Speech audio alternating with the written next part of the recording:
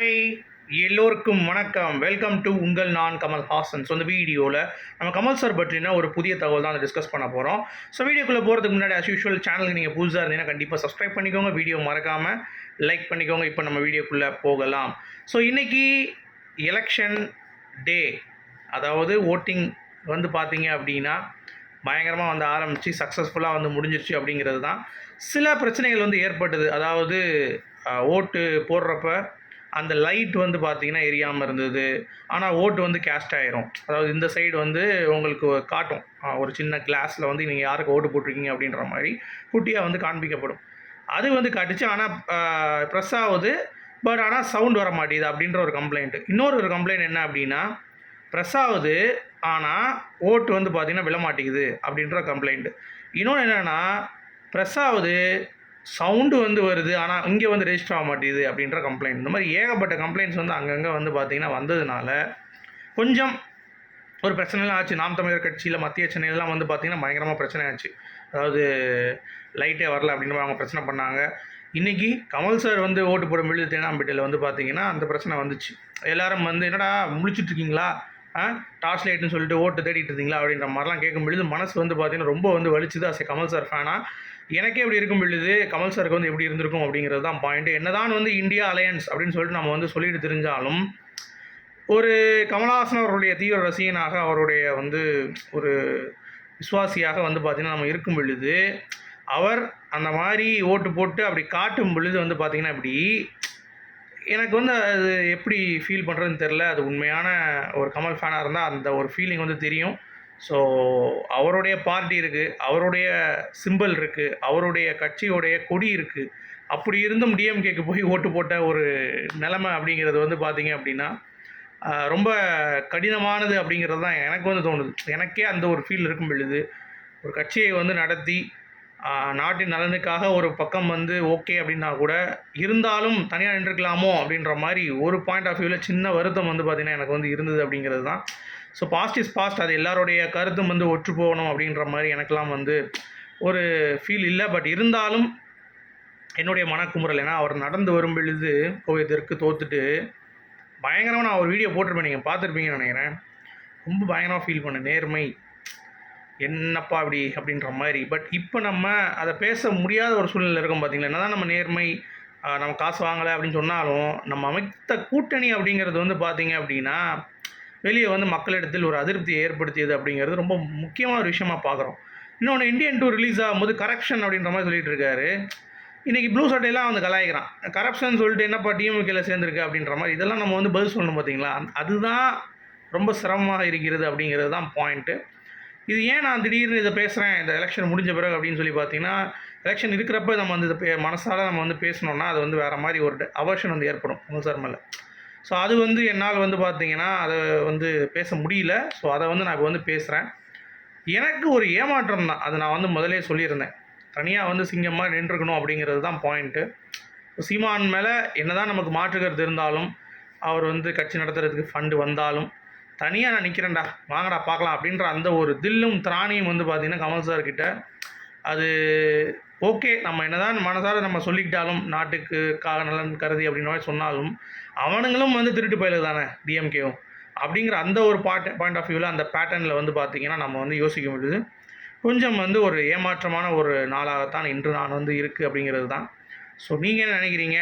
கண்டிப்பாக வந்து பார்த்திங்கன்னா பிஜேபி கம்பேர் பண்ணும் பொழுது இவனுங்க கொஞ்சம் சின்ன திருடைங்க, அவங்க பெரிய திருடைங்க அப்படிங்கிறது தான். அட்லீஸ்ட் ஓகே, சின்ன திருடைங்களுக்கு நம்ம வந்து ஒரு என்ன சொல்கிறது, ஒரு ஓட்டு போட்டோம் அப்படின்றோம் நினச்சிட்டு அடுத்து நம்ம வந்து கமல் சாரோடைய ஸ்டாண்ட் எப்படி இருக்க போகுது அப்படிங்கிறதை பார்ப்போம். அதுதான் வந்து சால சிறந்ததாக இருக்கும் அப்படிங்கிறத நான் வந்து நினைக்கிறேன். ஓகேவா? ஸோ உங்களுடைய கருத்துக்கள் இந்த விஷயத்தில் என்ன அப்படிங்கிறத கண்டிப்பாக கமெண்ட் செக்ஷனில் சொல்லுங்கள். அடுத்து இனிமேல் அப்படின்னு சொல்லிட்டு லோகேஷ் அண்ட் ஸ்ருதிஹாசன் கமல் சாரோடைய ரிலிக்ஸில் வந்து ஒரு பாட்டு பண்ணியிருந்தாங்களா, அது 10 மில்லியன் வியூஸ் வந்து போயிருக்கு.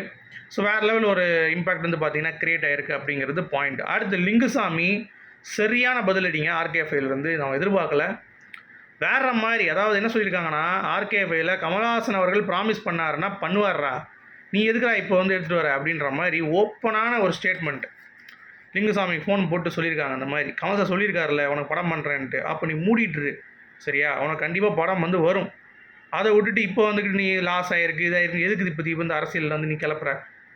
அப்போ இதுக்கு முன்னாடி பேசின வாய் நான் உத்தமிழில் மட்டும் சொல்லவே மாட்டேன், எனக்கு கமலஹாசன் வச்சு தான் அவ்வளோ தூரம் நான் கற்றுக்கிட்டேன், எல்லாத்தையும் நான் பிடுங்கினேன் அப்படின்ற மாதிரி சொன்னேன்ல, அப்புறம் எதுக்கு அதை சொல்கிறேன்? உண்மையிலேயே உனக்கு லாஸ் ஆகிருக்கு அப்படின்னு சொல்லி நீங்கள் வந்து கேட்டிருந்தா அப்படின்னா கமல் சார் வந்து கண்டிப்பாக பண்ணியிருப்பார். அதை நீங்கள் வந்து ஒரு ஃபார்மெட்டாக பண்ணி அதுக்கடுத்து வந்து பார்த்தீங்கன்னா இப்பயும் வந்து பண்ணுறேன்னு தான் சொல்லியிருக்காரு, உனக்கு பண்ணலன்னு சொல்லியே அக்ரிமெண்ட் தான் கையெழுத்து போட்டிருக்காருல, இப்போ கண்டிப்பாக பண்ணுவாரா அப்படின்ற மாதிரி சொல்லியிருக்காங்க. ஸோ லிங்குசாமிக்கு கூடிய விரைவில் அது நடக்கும் அப்படிங்கிறது நம்மளும் எதிர்பார்ப்போம். அது ஒரு மேட்ரு, அதுவும் வந்து இப்போ ரொம்ப ஹையாக போயிட்டுருக்கு. அப்புறம் இந்த இந்தியன் 2 வந்து இந்த கரப்ஷன் அந்த மேட்டரில் வந்து பார்த்திங்கன்னா திருப்பியும் வந்து என்னப்பா இது அப்படின்ற மாதிரி சொல்கிறாங்க. என்னை பொறுத்த வரைக்கும் படத்தை படமாக பாருங்கள் அப்படிங்கிறது தான் பாயிண்ட். இப்போ வந்து நம்ம அதை ஸ்டாண்ட் கொடுத்து பேச முடியாது. டிஎம்கே 1ஆம் நம்பர் கரப்ஷன் அவனுங்க. இப்போ கரப்ஷனை ஒழிப்போம் அப்படின்ற மாதிரி கமல் சார் கூட்டணியில் வச்சு பேசும் பொழுது அது கனெக்ட் ஆகலை. ஆக்சுவலாக அந்த ஒரு பாயிண்ட் வந்து பார்த்திங்கன்னா மக்கள் கேள்வி கேட்க தான் செய்வாங்க, அதுக்கு நம்ம பதில் சொல்ல முடியாது. வடிவேல் காமெடி மாதிரி சட்டையை வேணால் அப்படி கலட்டி பேண்ட்லேருந்து கீழே அப்படி இறக்கி ஒன்றும் இல்லை அப்படின்னு சொல்லிட்டு போயிட வேண்டியதான்.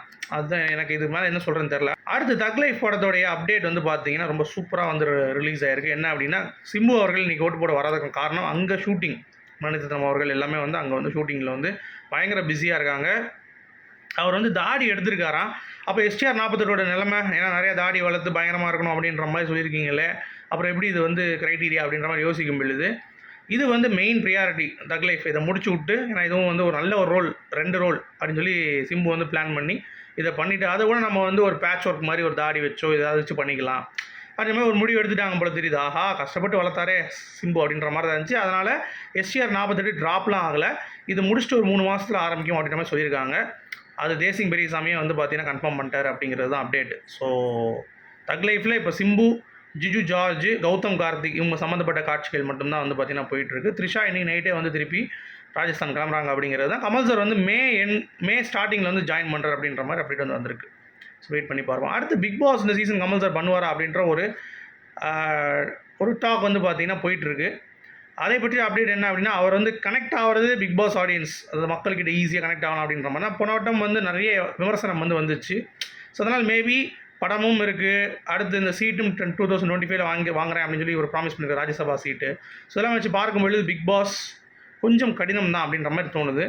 பட் இன்னும் அஃபிஷியலாக இல்லை, பட் இந்த மாதிரி டாக்ஸ் வந்து போயிட்டுருக்கு அப்படிங்கிறத நான் சொல்கிறேன். ஓகேங்களா? அடுத்து ரொம்ப முக்கியமாக ஒரு அப்டேட் என்ன அப்படின்னா, SK21 சிவகார்த்திகேயனுடைய படம் எப்போ ரிலீஸ் ஆகும் அப்படின்ற மாதிரி யோசிச்சுட்டு இருந்தோம். பட் அதை பற்றி எந்த அப்டேட்டும் இல்லை. மேபி அக்டோபர் மேலே தான் வந்து ஆகும் அப்படின்ற மாதிரி சொல்லியிருக்காங்க. இன்னும் நிறைய ஒர்க் வந்து இருக்குது அப்படின்ற மாதிரி வந்து டேரக்டர் சொல்லியிருக்காரு.